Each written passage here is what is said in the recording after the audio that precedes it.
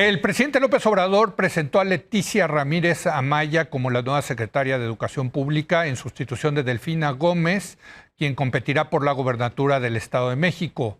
Para hablar de este nombramiento y qué sistema educativo va a recibir la nueva secretaria, saludó a Marco Fernández, él es profesor investigador de la Escuela de Gobierno del TEC de Monterrey. ¿Cómo estás, Marco? Muy buenas noches. Hola, muy buenas noches. Experto en educación, desde luego. A ver, ¿cómo viste el nombramiento de Leticia Ramírez? Por un lado, consistente con el estilo del presidente. Sí. Es decir, que lo que cuenta es la lealtad, la cercanía, más que la capacidad. Porque cuando nos viene a tratar de vender que el antecedente como maestra, que había dado 12 años clase y que estuvo en la CENTE y el CENTE, en la sección 9 de la Ciudad de México, sí, es similar a el cuento romántico cuando se presentó a Delfina, que también fue maestra, y veamos los resultados pues muy lamentables con los que deja la Secretaría de Educación Delfina Gómez. En ese sentido, pues uno observa los últimos 22 años de la carrera pública de la nueva secretaria y con franqueza no tiene nada que ver con el tema educativo. De cara... Digo, porque el otro día lo platicamos aquí con Alexandra Zapata, Marco. No está mal la idea de que sea una maestra que conoce el animal por dentro, digamos, el sistema educativo, una maestra que ha estado dando clases en salón. ¿El que sea secretaria o te parece pues que...? Ve que sí, también salió con Delfina. Bueno, o sea, es que Delfina digamos, lo único que se hizo fue prepararse para ser candidata del Estado de México y no hacer olas, ¿no? Y no implementar medida alguna para enfrentar la crisis mayúscula que lamentablemente enfrenta el sistema educativo después de estos 2 años de pandemia. Sí. Entonces, en ese sentido, la gran pregunta es si la cercanía política de la nueva secretaria le va a servir para persuadir de una vez por todas a su jefe, al señor presidente, que la educación sí debe de ser una prioridad de su gobierno y no como hasta ahora, en donde, con franqueza, ahí están los datos de los recortes presupuestales, No va a ocurrir, de los descuidos. Marco. Creo que en ese sentido... otra vez es lo que hablábamos ahorita de seguridad. Pensar que el presidente va a cambiar 2 años antes de que termine, cuando lo único que tiene en mente es la elección del 2024, no va a ocurrir, Marco. Creo que tienes razón en parte, y por lo mismo, yo lo que veo de cara al tamaño de no tener diagnóstico en las afectación de aprendizajes, 367,000 jóvenes menos en la media superior o 200,000 jóvenes que terminaron la secundaria que ya tampoco pasaron a la media superior. O sea, más de 500,000 Sí. de alumnos hubo esa deserción por la pandemia. Esa caída en la matrícula y uno no observa en el horizonte medida alguna para tratar de ir a rescatar a estos jóvenes. Y para quien nos está viendo, no nos termina de caer el 20, que no es solo una tragedia para esta generación, sino también para la sociedad en su conjunto. Porque trayectorias educativas truncas significan un futuro sombrío porque vas a tener menos oportunidades laborales, salarios más precarios e incluso cuando seas papá o mamá en el futuro, el tipo de oportunidades, dado esas condiciones, que les puedas dar a tus hijas, a tus hijos, van a ser también precarias. Entonces, sorprende... ¿Estamos condenando a México a un país de obreros de baja calificación o de que se dediquen a la economía informal, a vender chicharrones o ese tipo de cosas? Eso es lo que nos estás diciendo. Lamentablemente, ¿no? Sí, porque lo que no hemos logrado, veníamos con ese problema del pasado y se incrementó con la pandemia, no hemos logrado que la educación realmente sea esa política social por excelencia para la movilidad social, para atenuar el problema de la desigualdad o combatir con mayor eficacia la pobreza. Entonces, uno observa, por ejemplo, en la presentación que hizo el presidente de la nueva secretaria y el agradecimiento a la saliente, y con toda franqueza, Leo, yo veo a un presidente que no tiene contacto con la educación pública. No le importa, no es su prioridad. Se atrevió a decir que, dadas las excelentes acciones de Delfina, que no las hay, pero así las ve él, no hubo rezago educativo. Y yo dije, híjole, pues, en verdad, o sea, ¿cómo se atreve a decir una afirmación de ese tipo Pues Y lo hace perdón, todos los días, Marco. Pero en el caso de educación Lo hace voy a todos ser los días. políticamente incorrecto. Dilo. Porque pues el presidente, ¿a dónde manda a su hijo? A una escuela privada. Él no vive en carne propia las omisiones o las consecuencias de sus recortes presupuestales en materia educativa. Entonces, por eso no se ha enterado que hay este universo de más de 500,000 de chicas, de chicos, que ya no están cursando educación media superior en su sexenio. Esto no es de echarle la culpa al pasado, esa es responsabilidad completa de ella y de su ahora saliente secretaria de Educación Totalmente. Pública. Déjame preguntar, una cosa que sí ha logrado este presidente es la paz laboral en el sector educativo.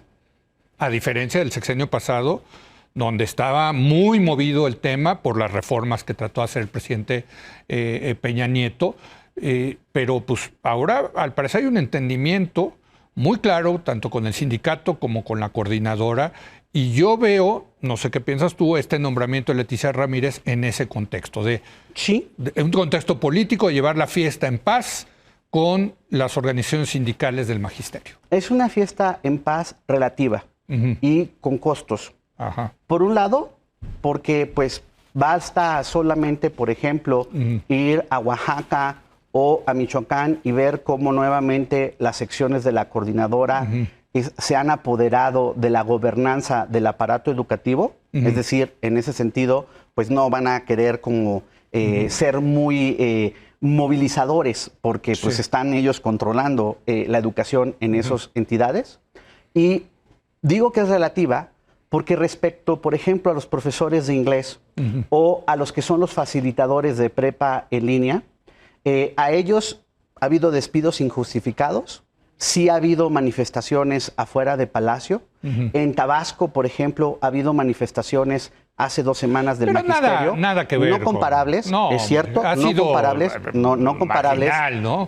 No Sí. comparables, sin duda, a la parte que hubo en el sexenio anterior. Claro. Lo que es también cierto es, por un lado, el recorte, y lo platicamos hace unas semanas, del 79% de los recursos para la capacitación docente. Increíbles. Cuando el día de hoy la secretaria de Educación saliente hace su informe de entrega a recepción, sorprende, o más bien evidencia, no sorprende, evidencia lo poco que tenía en el radar la importancia de los aprendizajes. Porque cuando le dice a la secretaria entrante cuáles son los pendientes, en ningún lado menciona justo la necesidad de tener un diagnóstico de la afectación de los aprendizajes para poder darle a los docentes insumos que le permitan trazar las rutas de recuperación de aprendizajes en lo que queda del sexenio. No. A ver, Marco, yo creo que podemos ya ir concluyendo que este va a ser un sexenio perdido en materia de educación pública.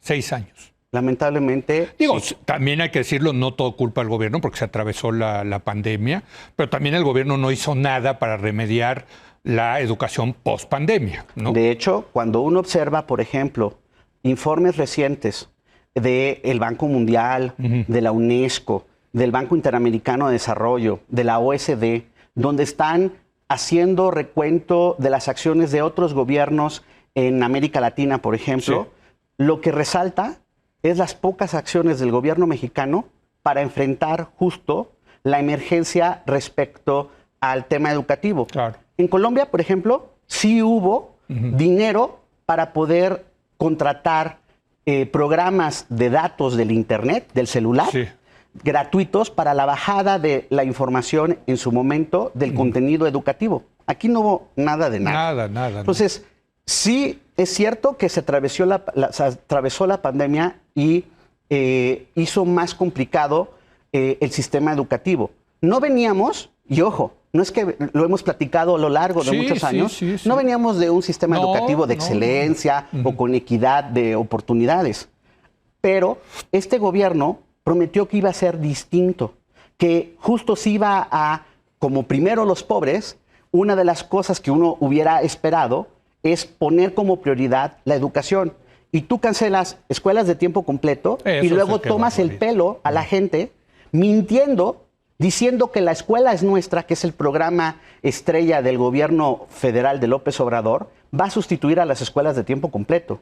Para quien nos está viendo, ahí está que el dinero no alcanza para pagar infraestructura educativa, salarios de docentes que están participando en las anteriores escuelas de tiempo completo y dar alimentos a los estudiantes de estas escuelas. Era un gran programa. De hecho, debería de haberse multiplicado el de escuelas de tiempo completo y lo que hizo este gobierno fue cerrarlo. Pero no solamente cerrarlo, sino que la escuela es nuestra, ya lo documentó la Auditoría Superior de la Federación. Está llena de irregularidades. Una de ellas, por ejemplo, es los servidores de la Nación de la Secretaría del Bienestar forzando a los comités de mamás y de papás a hacer reparaciones de las escuelas con los constructores que ellos les dicen, bajo la amenaza de que si no lo hacen, les retiran los apoyos. Entonces, esto de que además no había corrupción y no hay clientelismo es una mentira que se tiene que decir con todas las letras. Bueno, pues ahí está. Van a poner a Leticia Ramírez para seguir en esto mismo, porque lo que les interesa es ganar las elecciones del 2024 y todo está en función de eso. Pero hay un punto que me parece fundamental de cara a este escenario. Para quien nos está viendo, a quienes entonces hay que exigirle, dado que la autoridad federal no va a hacer mucho en materia educativa, son a las autoridades de los estados. Es decir, ellos son los administradores de los sistemas educativos de sus entidades. Ya no podemos tener este chip centralista de que todo va a venir de la federación. No va a venir.